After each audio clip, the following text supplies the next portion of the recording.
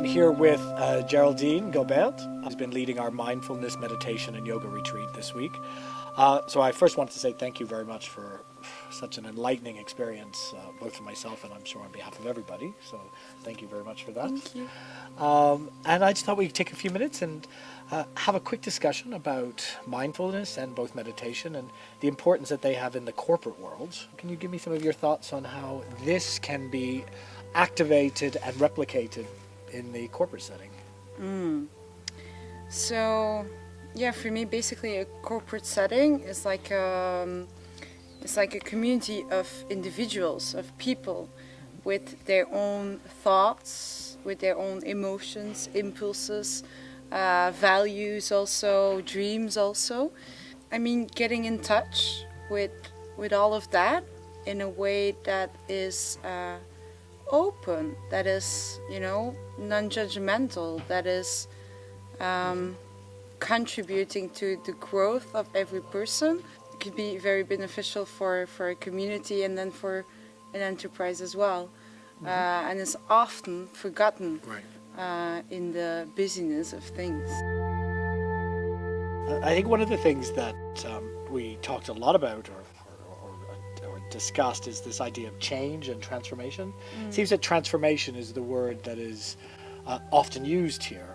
Do you see a difference between change, which can kind of convey a lot of fear for many people, and this concept of transformation, which is a more continuous improvement? What are your thoughts between the two? Yeah, first of all, my thoughts about transformation is I think a different view I have on transformation than most people, in the sense that for me transformation means accepting and embracing whatever is there on the moment, instead of trying to change your way of being or the person that you are in kind of a direction which is very much imposed. It seems like imposed from a mental perspective.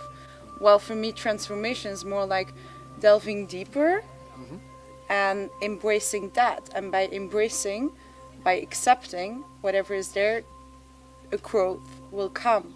But it's not imposed from mental perspective, or even how you should behave in a company or in a society.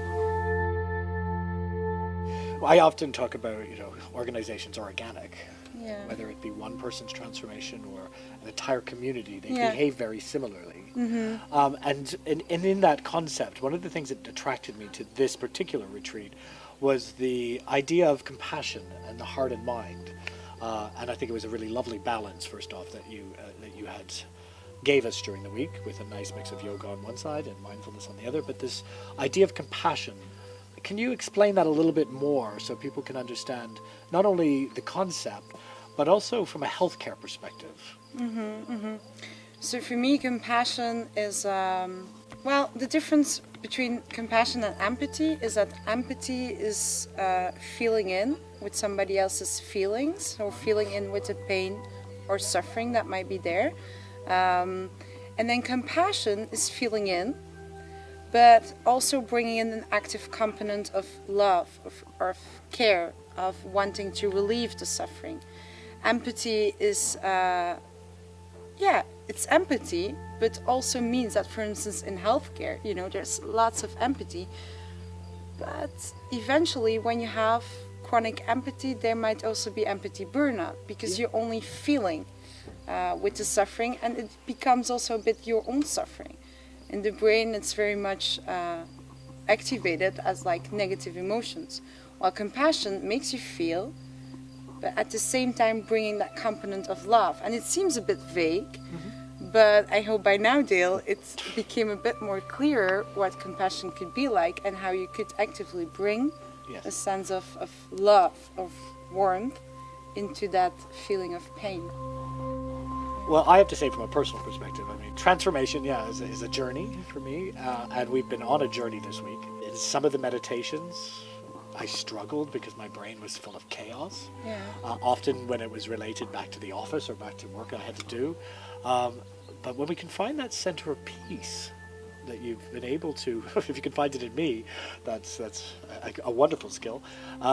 And having that sense of peace, for me, I think is the ability for leaders then to manage the engagement of their employees. What would be one of recommendation that you would give to leaders in the corporate world that they could have one or two quick wins that they could be doing to help bring a little bit more calm to some of the chaos, and we're all living in stressful lives, that would allow them to contribute more to their employees' well-being as well? Any tips? It's interesting that you use the word quick win, because transformation on its own, it's a process and a journey, like you said, right? So perhaps the quick win would then be recognizing the journey. Yeah. Recognizing the fact that it is in fact a process, and that in fact it requires time, and it requires commitment and effort to change as an individual, but also as a group. And good for challenging me on my quick win.